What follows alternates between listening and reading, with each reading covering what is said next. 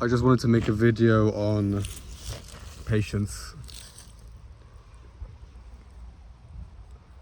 You should be patient. Your soul is patience, I would say. But your mind races and flutters and creates lashings against yourself, against who you perceive yourself to be. But your soul is peaceful, and the current moment now is very peaceful. But we're never in the current moment. We're usually somewhere else. We're usually thinking about something, even when we pray and when we think of something which is sort of good, like we think about the presentation we're going to make, or the speech we're going to give, or this event we're going to attend, and do something productive of some kind. Even then, we create images in our mind, and we're living in the future, and that future moment becomes a product of our history. So we're constantly bouncing back between history and the future, what the future is going to be like, trying to predict the future, trying to prophesize, history and prophecy, as if it's a balancing game, as if I have 6 future, I'll have balanced that with 6 past, like it's a balancing sum. And, you know, maybe that happens, but that's not in our control. And all there is now. So it doesn't mean stop planning. Even the current moment itself can be looking into the past, or can be looking into the future. So don't beat yourself up for that. But the now will always sort things out. The now will always sort out that sum game which is being played. And you're not in charge of that sum game. It's more and more what I realize. And I think planning things, this is a tough one. Does it mean you should never plan things? That's really the question. No, of course you want to be able to plan things, but you don't want to plan them to a T. You want to plan something so that you'll intuitively do it anyway. You want to plan something like that. You don't want to plan something with everything worked out. And I noticed that on every trip I go on where I plan exactly what I'm going to do, maybe I could say I'll have more pictures to take home, or I could say I've visited all of these places, but really you can lose the essence of a place. Okay, well, let's get to it. What's the essence of a place? It's really the people. It's looking someone in the face, looking at their eyes, their lips as they speak, whatever catches your attention about them, what that person's saying, the energy they're bringing, that is the place. That's really the location. Because that in tandem with the environment you're in, let's say you go on holiday, you're in Spain, that person plus their environment, that is the essence of the place. You can't get it from just visiting and tourists. And the place, when you're there, it's like everyone's trained to treat with tourists, and you don't get what the place is really about. So hell, I would even say that means some holidays aren't ethical to go on, because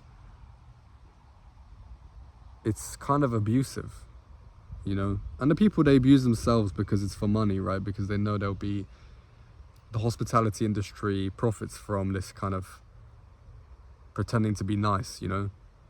But we do lose something that is human every time we do this. And where am I even going? Because I was talking about just daily life. I think when you try and be nice to profit in some way, it's just a loss for humanity. It's a loss for your soul. And I think that's the kind of thing that kickstarts history. It kickstarts this kind of thinking of like going back and forth, that sum game. And you lose the moment. And the moment is everything, because the moment is timeless. And your soul responds really to only what's in the moment. Your soul doesn't respond to the sum game. It doesn't respond to future thinking or past thinking. Your soul really doesn't. You notice how every time you're thinking about, see, even the way we characterize it, thinking, It's always thinking about the future or thinking about the past or keeping our mind on or lingering on something. What does it mean to linger? It's our mind lingering. The soul doesn't linger on stuff, at least not in the same way it keeps stuff. Does it keep anything? No, it's empty, I suppose. It's really the mind that keeps these images and symbols, but the soul is really a pure and empty thing. But this brings up a big question. Why do we block our soul? Why are we afraid of the soul?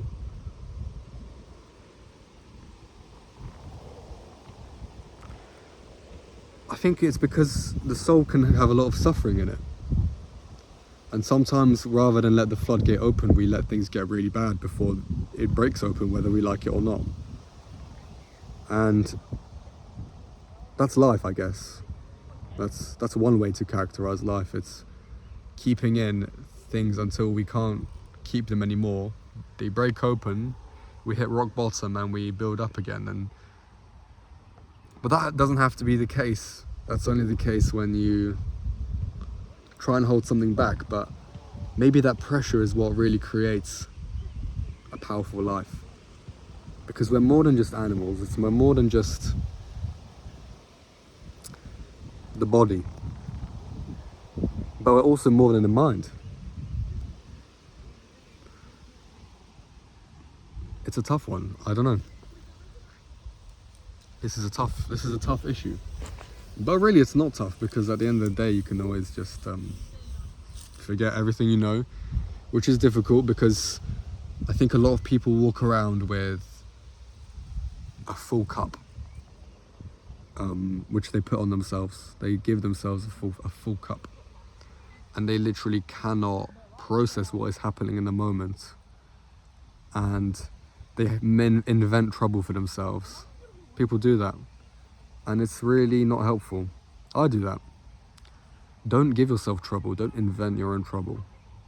Maybe if people give you trouble, then that's trouble, but never invent your own trouble. It's not even for you to do.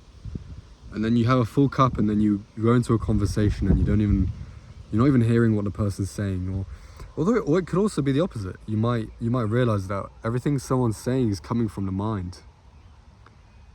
It's coming from so-called knowledge. But you realize you can read people's energy more, and that's kind of more important. And you only catch the words as an afterthought. And I think you need to start noticing that. That what people really are isn't necessarily the words they say or even their behavior strictly. It's their behavior in response to problems and an environment. So if you're aware of your environment and then you're aware of people, then you get a really nice, clean, full picture. Does that make sense?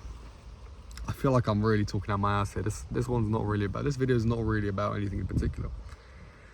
But I really wanted to make it because the main takeaway is this: be patient. I wish I could tell myself that and really, really hang on to that. You should hang on to that. Be patient. We always want to solve stuff quickly. And it's sometimes even worse when you have all the means to understand something, because it's like, I know all of this information, I'm even trying to imply it, but the problem's not getting better. In fact, it feels like I'm going backwards.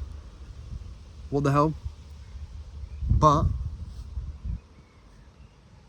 yeah, that can feel terrible, but the patience is really beautiful, because you know you'll be okay, and you will be okay. You really will be okay. There's no trouble. I'm not speaking about people who are in war and stuff like that, but even then their trouble is, I think even they have an easier life in a way, because their burden is on survival. They can default to instinct in a way. I think it's strangely enough, even though they suffer greatly, it's a different kind of misery to live a life of to live a half life in a modern society. To live a half life, to be squeezing your own life out, to walk around with a full cup in a modern society, that might just be worse, because that can go on for years. And if a bomb falls on your head in that context, it can be a blessing. And the great suffering which someone might experience for some time, like physical suffering or mental suffering, maybe, or just spiritual suffering from the hardship of losing hope and family and stuff like that, that can be outweighed, I would say, by a half-life, a vampire life for 50 years in England or the States or Poland. What's the point? Like, what are we doing all of this for? That's a really important question to ask yourself. What's it all for? So I kind of forgot where I was going there again, but be patient. That was it. Just be patient. Anyway, I'm done spitting. Have a good day, have a blessed day. And yeah, just be patient now. That's gonna be the title, the takeaway. Yeah, but let me know how that was. See you later.